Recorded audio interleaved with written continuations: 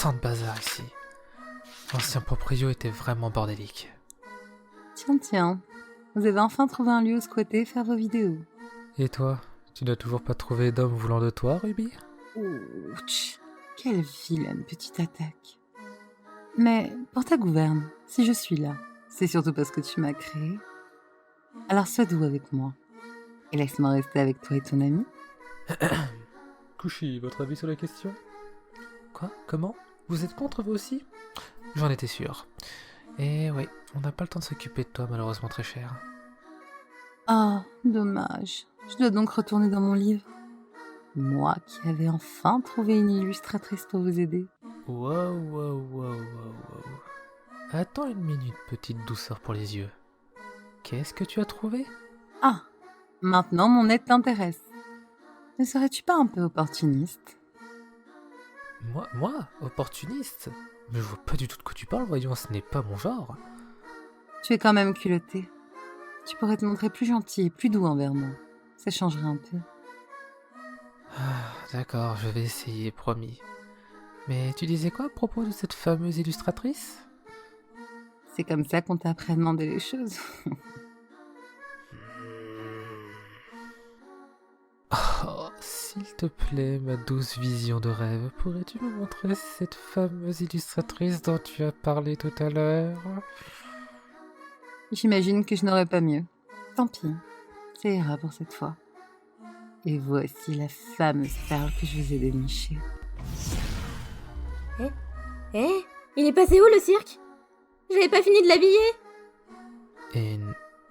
Une gamine? Ruby, tu ne t'es pas un peu trompée sur la marchandise? C'est qui que tu traites de marchandise? Tu vas te calmer, oui? Je suis pas une gamine, Juste j'ai pas assez mangé de soupe, c'est tout. Rien de grave. Excuse-moi, mais pour être aussi bruyante, tu ne peux être qu'une enfant. Ruby, tu es sûre de ton coup, là? Assurément. Expliquez-moi. Bon, eh bien, on va faire avec, j'imagine.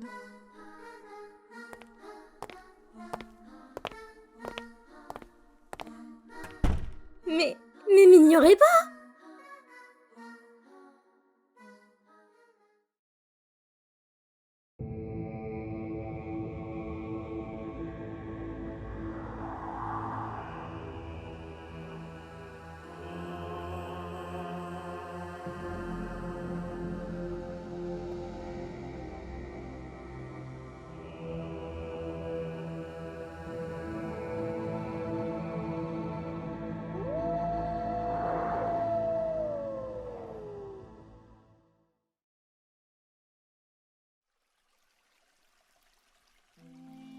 « 13 février, c'est le début des Lupercales. Vous me demanderez ce qu'est les Lupercales, n'est-ce pas? Eh bien, c'est une fête religieuse marquant la fin de l'année. Le but de telle festivité? La purification et la fertilité de notre cité et ses habitants. Emericus, il est temps d'y aller. Et surtout ne l'oublie pas, tu représenteras notre famille lors des festivités. Alors fais honneur au nom des Valerius. Je sais, Aurora, je sais. Juste, je ne le sens pas cette année. J'ai l'impression qu'il y a quelque chose qui ne va pas. Tu sais, tu n'as pourtant pas grand-chose à faire. Juste courir, faire le sacrifice et... Je ne parlais pas de ça, Aurora. J'ai surtout l'impression que les dieux ne sont pas avec nous aujourd'hui. Tu te fais trop de soucis pour rien. Regarde, il fait beau, les conditions sont idéales pour que vous couriez autour du mont Palatium. Même la chèvre a approuvé le sacrifice en s'agenouillant devant l'autel. J'espère que tu as raison et que je me trompe lourdement. J'ai toujours raison. Alors maintenant, rejoins les autres avant que les Vestales ne viennent te réprimander. Tout le monde attendait cette fête avec impatience. Et surtout les femmes. Le principe des Lupercales est simple. Il faut que 2 groupes de jeunes nobles courent nus autour du mont Palatium pour se rendre dans une grotte et faire sacrifier une chèvre. Une fois ceci fait, on utilise son cuir pour faire des fouets improvisés et fouetter les femmes dans les rues de Rome pour les aider à avoir un enfant. Idiot, n'est-ce pas? Je suis moi-même contre de tels actes. Je quittais la cour intérieure de notre maison pour me rendre devant l'autel de nos Lars afin de les prier une dernière fois pour la sécurité de notre famille ainsi que celle de ma sœur. Elle attendait ce jour avec impatience. Son mari, Théophraste, va faire son service militaire et il risque de ne jamais revenir. Alors, pour avoir toujours une part de lui auprès d'elle, elle veut mettre toutes les chances de son côté pour être enceinte. Après avoir offert quelques denrées à nos larves, j'ouvrais la porte de notre foyer afin de rejoindre l'agora, où nous devons nous rendre pour le début des festivités. Le chemin s'est fait sans encombre. Une fois sur place, c'est la grande Vestale Verena qui devait ouvrir les festivités. Elle était connue pour être une des plus vieilles prêtresses ayant vécu dans la cité. Tout le monde lui vouait un grand respect. Elle avait tant vu, même les murs de la cité tremblaient. Elle portait une longue tunique et un long voile blanc sur ses cheveux poivre et sel, formant une longue natte lui tombant dans le creux de ses seins. Son regard vif dévisageait toute la foule qui s'était rassemblée en ce lieu, quand celui-ci se posa sur moi un long moment avant de m'adresser un sourire. Une fois ceci fait, elle décida qu'il était temps de prendre la parole. Citoyens de Rome, aujourd'hui nous sommes réunis sur l'agora pour fêter en ce jour sacré la naissance du fondateur de Rome et de la louve qui l'a recueilli. Qui que tu sois, dieu ou déesse, je te prie et te demande d'être bienveillant et favorable à moi-même, à notre cité, à nos esclaves. En raison de quoi, j'ai fait mener 12 de ces Luperques, descendants de nobles familles, pour purifier notre cité, repousse et détourne les maladies visibles et invisibles, la stérilité, la dévastation, les calamités. Elle continue à dénoncer bon nombre de situations pouvant causer la ruine de notre cité sur un fond de flûte en levant les bras au ciel. Luperques, avancez-vous. Plusieurs hommes, semblables à moi, tous de grandes familles, s'avancèrent pour se mettre face à la grande Vestale. C'est à ce moment que les femmes commencèrent à glousser dans les foules, tout en se rapprochant du mieux qu'elles pouvaient. Nous étions là, alignés, attendant les ordres de la grande prêtresse. Je pouvais aussi voir à ma droite ma sœur rayonnante, tout en portant ses mains jointes contre sa poitrine. Près d'elle, son mari, heureux lui aussi. Vous ne pourrez jamais purifier la cité si vous êtes dans une tenue aussi disgracieuse. Déshabillez-vous. C'était l'apogée des cris de femmes et de leur encouragement. Je trouvais cette situation gênante à souhait, mais je ne pouvais refuser. C'était pour le bien de la cité, de la gloire de Rome. Je me mettais à nu comme les autres devant tant de personnes. Peu semblaient gênés par cette coutume. J'imagine que j'étais peut-être un petit peu trop pudique. Toi, Emricus, de la famille des Valerius, je te porte garant du sacrifice. Tout le destin de Rome est entre tes mains. Maintenant, partez. Sans réfléchir, on était déjà en train de courir dans le chemin qui se crée entre la foule, dans les ruelles très étroites de Rome. Je n'arrivais pas à comprendre comment on pouvait me mettre toute la responsabilité de la cité entre mes mains. C'était pour moi impensable. On continuait de courir sur les pavés froids de la ville, ainsi que dans la terre fraîche de la rosée du matin. Heureusement, les températures étaient encore acceptables, car il était très compliqué de courir dans de telles conditions. Je ne saurais vous dire combien de temps nous avons couru, mais j'avais eu à plusieurs reprises l'envie d'abandonner. Après un moment qui me semblait être une éternité, on approchait enfin de la grotte où la louve avait recueilli Rémus et Romulus.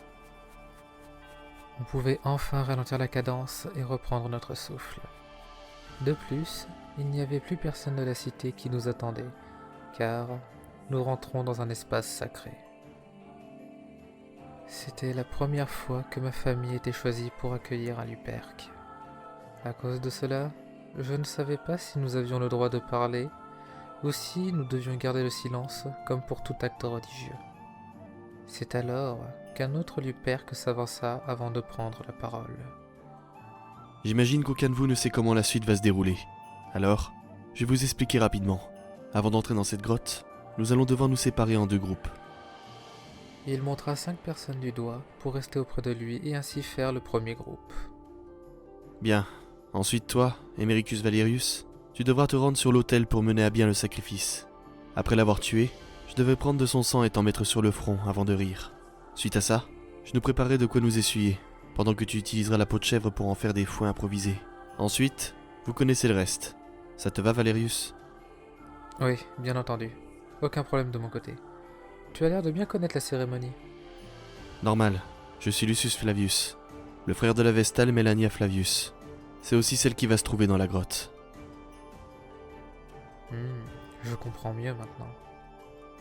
On y va? En vrai, je n'avais pas vraiment envie d'être assigné à cette tâche, mais je ne pouvais refuser. Une fois les explications finies, on pénétra dans la grotte en silence. Celle-ci n'était que peu profonde. Il ne fallut même pas 5 minutes environ avant de tomber sur la chèvre attachée sur l'autel avec à ses côtés la prêtresse qui devait nous accueillir. À la surprise générale, la Vestale était vêtue tout de noir. Même son voile portait la couleur ébène. Je ne voyais que très rarement des Vestales, pour ne pas dire jamais, à part la grande Vestale dans les cérémonies les plus importantes. J'avais effectivement souvenir que dans une légende de l'Odyssée, pour faire un sacrifice sur la plage où il était, Ulysse dut porter un voile noir sur la tête pour ne pas être reconnu par un bateau ennemi. Peut-être était-ce la raison de la tenue? En regardant les autres, je comprenais très vite que seul Lucius n'était pas surpris. Il connaissait bien mieux le déroulement de cette cérémonie que moi. Alors, je garda le silence pour ne pas faire échouer tout ce que nous avions commencé. Bienvenue, Luperc, dans ce sanctuaire sacré. Qui que tu sois, dieu ou déesse d'en bas, soyez honoré.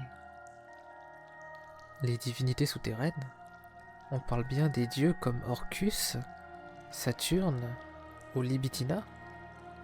En vous offrant cette chèvre, je vous prie par de bonnes prières d'être bienveillant et favorable à moi et aux citoyens de Rome. Puissiez-vous répondre favorable à notre souhait, honoré que vous êtes par cette chèvre. Que le Luperque garant de la cérémonie s'approche pour le sacrifice. La gorge nouée, je m'approchai de la pauvre chèvre parée de longs voiles de couleur orange parfumés d'encens. Elle me regarda sans un mot, avec ses grands yeux dont elle semblait me supplier silencieusement de ne pas procéder à ce sacrifice. Comme la tradition le souhaitait, je commençai par l'immolation, avant de prendre le couteau déposé sur l'autel près de l'animal. D'un coup vif, j'égorgeai la pauvre chèvre. Mais je savais que la tuer ainsi lui permettrait de ne pas souffrir inutilement. Une large flaque de sang se forma sous le cadavre du sacrifié. La Vestale s'était reculée pour éviter d'être salie par le sang. J'attendais quelques instants qu'une partie du sang se soit déversée sur tout l'autel, avant de commencer à découper des morceaux de peau de la pauvre bête et d'en faire des lanières sanglantes plus ou moins régulières. Chaque Luperque s'avançait vers moi sur un signe de main de la prêtresse. Celui qui avait le plus d'expérience dans cette cérémonie prit du sang encore chaud qui coulait encore légèrement sur l'autel avec le bout de ses doigts et commença à m'en mettre sur le front et le sien aussi avant de rire. La femme au voile noir m'indiqua encore une fois avec des gestes que je devais le rejoindre dans ce rire cérémoniel. Une fois fait, nous prîmes le chemin inverse, toujours en courant, alors que la Vestale continua de prier les dieux dans la grotte. Sur le retour, on avait pour but d'utiliser nos fouets sur toutes les femmes que l'on croisait qui souhaiteraient enfanter. En me rapprochant de la grande place, j'aperçus de nouveau ma sœur et son mari. Elle m'adressa un tendre sourire tout en mettant son ventre en évidence. J'acquiesçai avant de la fouetter elle aussi tout en essayant de ne pas lui faire mal.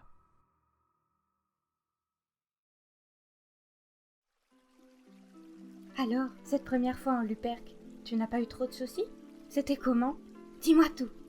Tu as aimé t'exhiber devant toutes les femmes de la cité? Aurora, calme-toi, voyons. N'oublie pas qu'il a dû courir toute la journée dans la cité. Il doit être épuisé. Je te remercie, Théophraste. Ta femme est vraiment impatiente. Je n'y peux rien si je suis curieuse.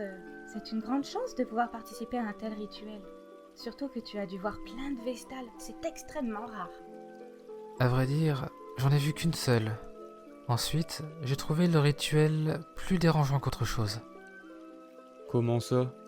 Il y avait un problème avec le rituel, Emricus? Je pense que c'était surtout le stress. Depuis ce matin, mon frère dit des choses comme « Oh, les dieux ne sont pas avec nous aujourd'hui ». Effectivement, c'est peut-être le stress. Mais ça doit aller mieux maintenant, non? J'espère que ce n'est que ça, effectivement.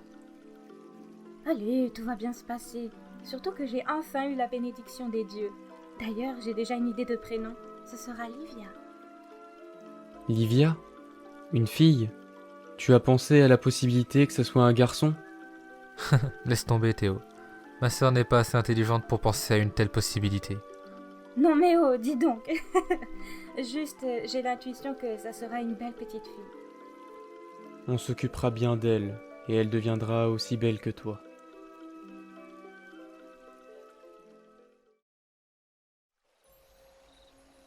Emricus, réveille-toi, mon frère. Théophraste? Que se passe-t-il? Pourquoi tant de panique? Le feu sacré, il s'est éteint. Quoi? Tout Rome est en danger. Et les Vestales ne devraient-elles pas veiller dessus? Si, mais je ne sais pas ce qui s'est passé. Il y a eu une réunion d'urgence sur l'Agora pour comprendre la source de ce malheur. Lève-toi rapidement. Ok, j'arrive. En me rendant sur la place, je me suis mis à me poser plein de questions. Que pouvait-il bien se passer? Avais-je raison de me poser des questions sur la cérémonie et le discours de tout à l'heure? J'étais complètement paniqué. Calmez-vous, citoyens de Rome. Je me sentais mal pour la grande Vestale. Elle était là, seule face à une foule paniquée et en colère contre les prêtresses du temple de Vesta. Beaucoup avaient le même mot en bouche. Pourquoi? Nous avons pris une décision avec les Flamines concernant le sort de la Vestale qui a pu accomplir son rôle et qui a par-dessus tout mis le sort de toute la cité en danger. Elle est en ce moment même en direction de la mer. Alors n'ayez crainte. Nous autres prêtres allons procéder à plusieurs sacrifices et consulter les augures. Grande prêtresse, devons-nous participer à ces sacrifices?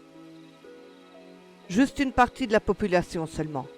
Les éleveurs, les flûtistes et tous ceux qui pourraient nous aider au bon déroulement des cérémonies. À peine elle avait fini sa phrase, qu'elle s'en alla rejoindre les autres prêtresses pour organiser les diverses offrandes d'urgence. La grande place se vida peu à peu, avec bon nombre d'habitants encore inquiets. Dis petit frère, s'ils l'emmènent à la mer alors... Oui, ma sœur, ils vont très certainement la noyer. Ne t'inquiète pas, ma chérie.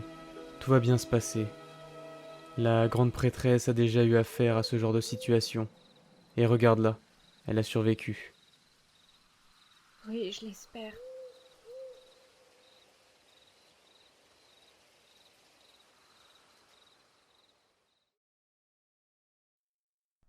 Un mois plus tard, je me suis rendu au forum pour acheter des bijoux pour ma sœur avant la tombée de la nuit. Elle avait eu la confirmation qu'elle était tombée enceinte.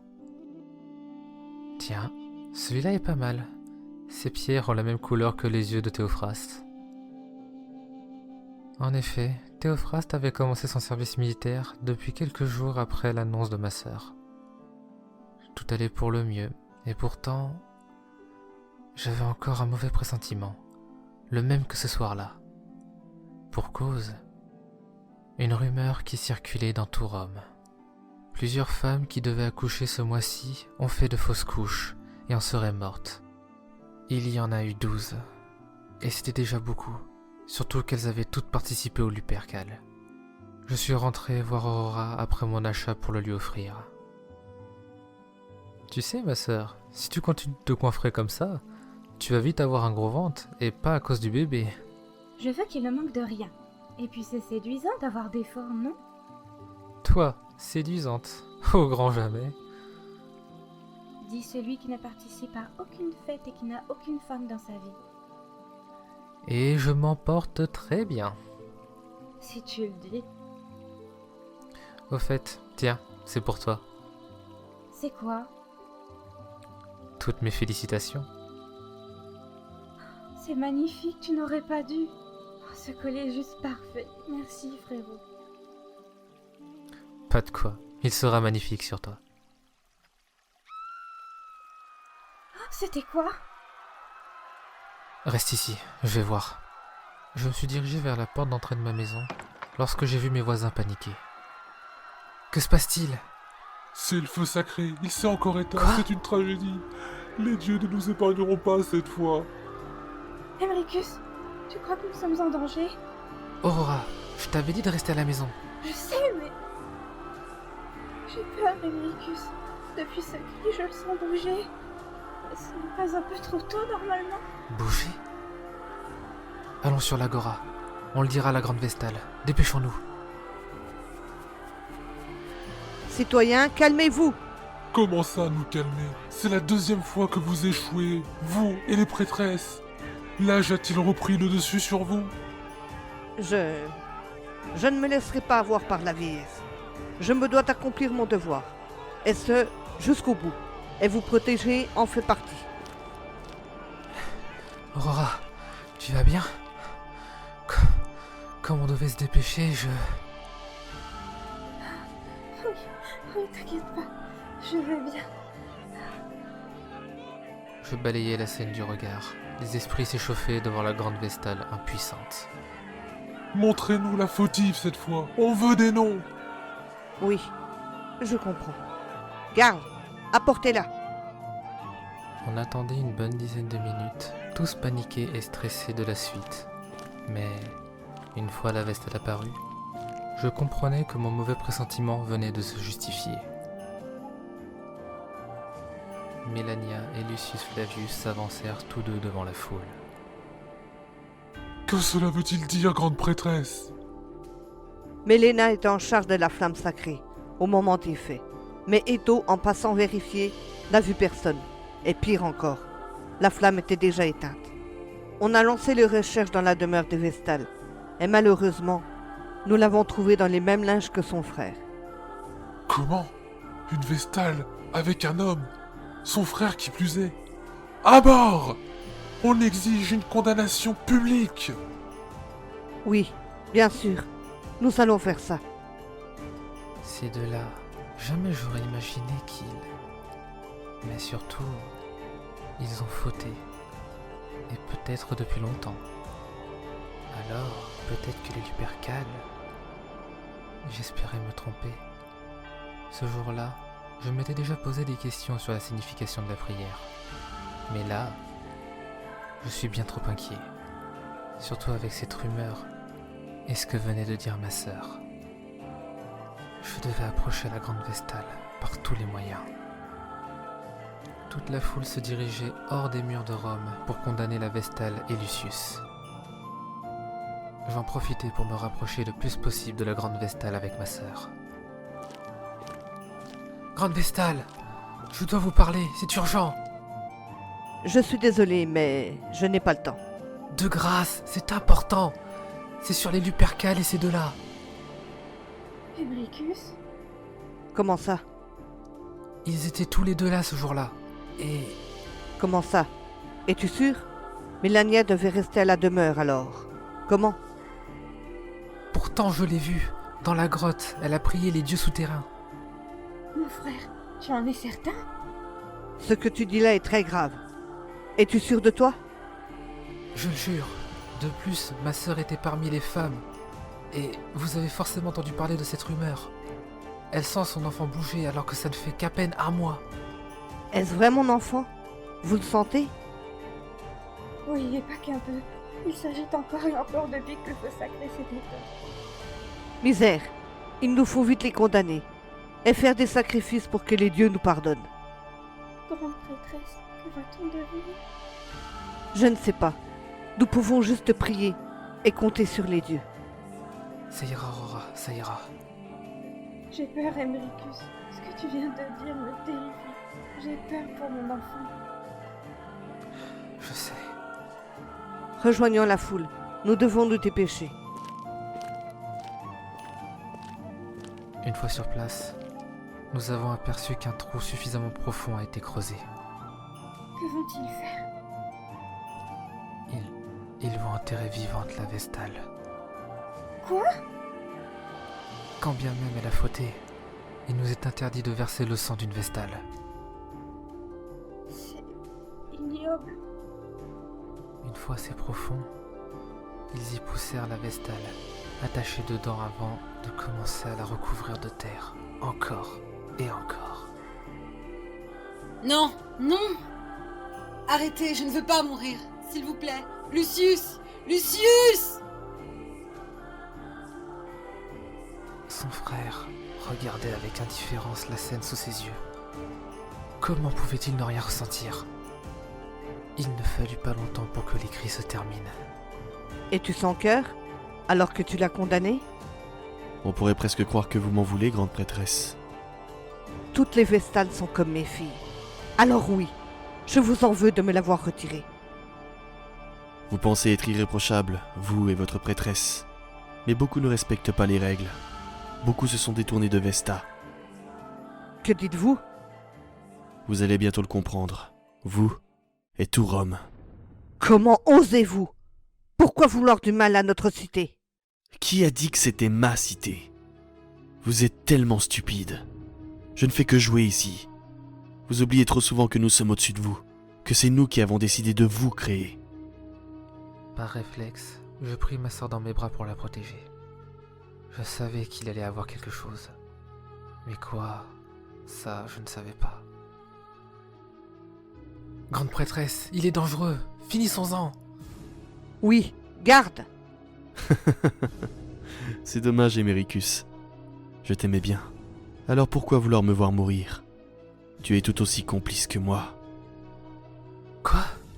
Mais je n'ai rien à me reprocher. Tu étais le garant de cette cérémonie. Mais ne t'inquiète pas, je ne compte pas te faire du mal. Que comptes-tu? À cet instant, je tournai mon regard vers différentes femmes, dont ma sœur.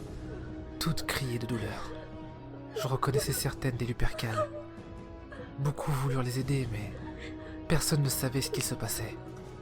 Le ventre de ces femmes, ainsi que celui de ma sœur, gonflèrent subitement.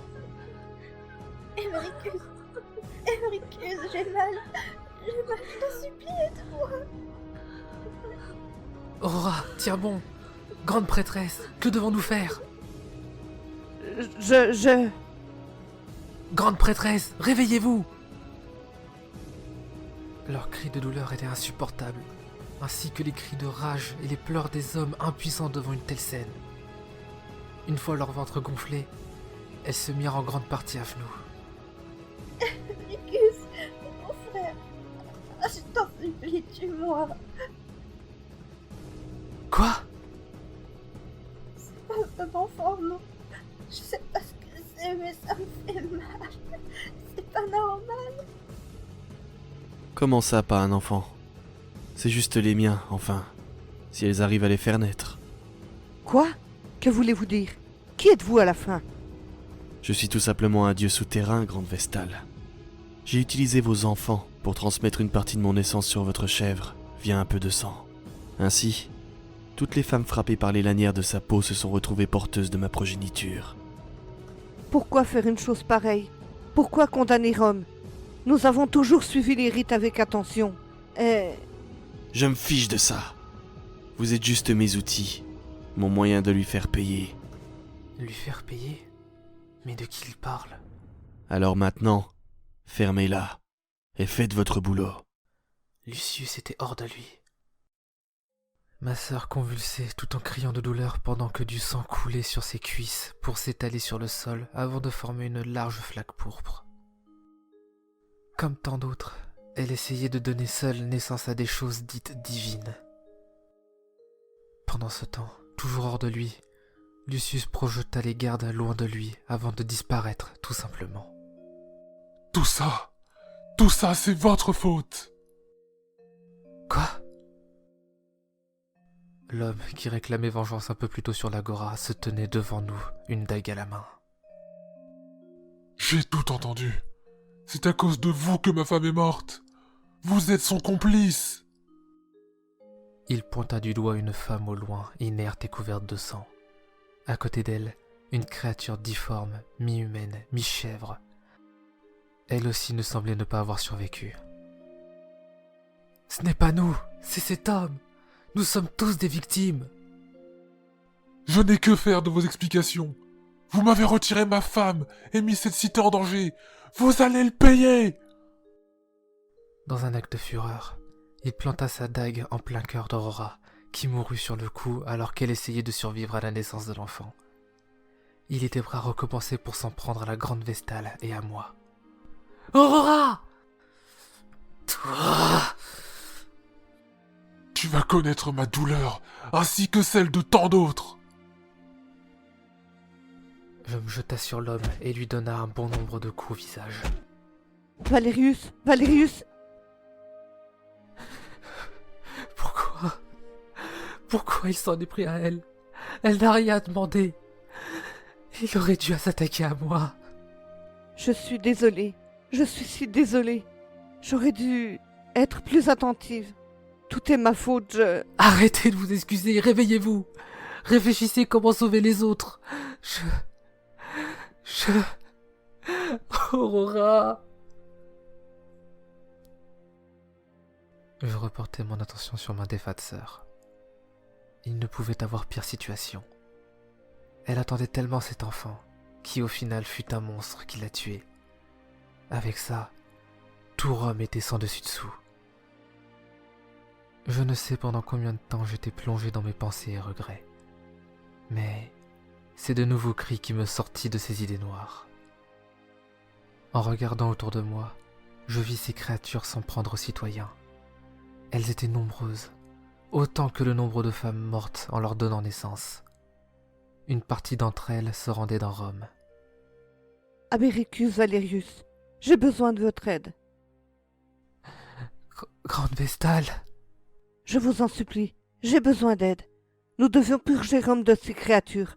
Je vous le demande en tant que Vestale et citoyenne de Rome. Purger? Vous voulez incendier tout Rome? Mais pourquoi une telle décision? Les dieux me l'ont susurré. Ils m'ont dit que tu devais le faire. Quoi? Pour Rome. J'avais perdu Aurora. Et voilà que les dieux me demandent de jouer les sauveurs. Je ne comprends pas pourquoi moi et pas un autre. Je trouvais ça injuste. Pourtant, je ne pouvais qu'accepter devant les larmes de la grande Vestale. J'ai été le garant de cette fichue cérémonie. Et voilà ce que ça a donné. Je n'ai plus qu'à corriger ça de mes mains.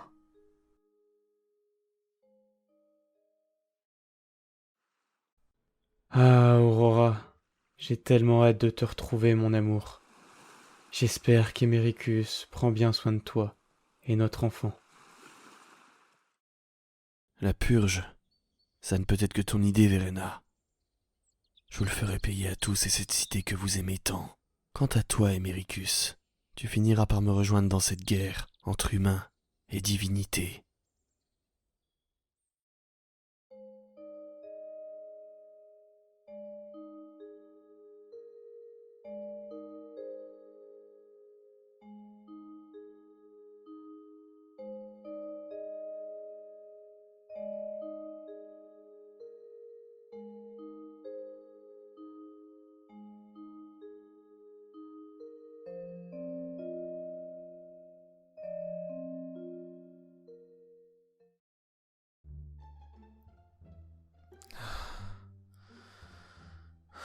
C'est pas vrai, quelle galère.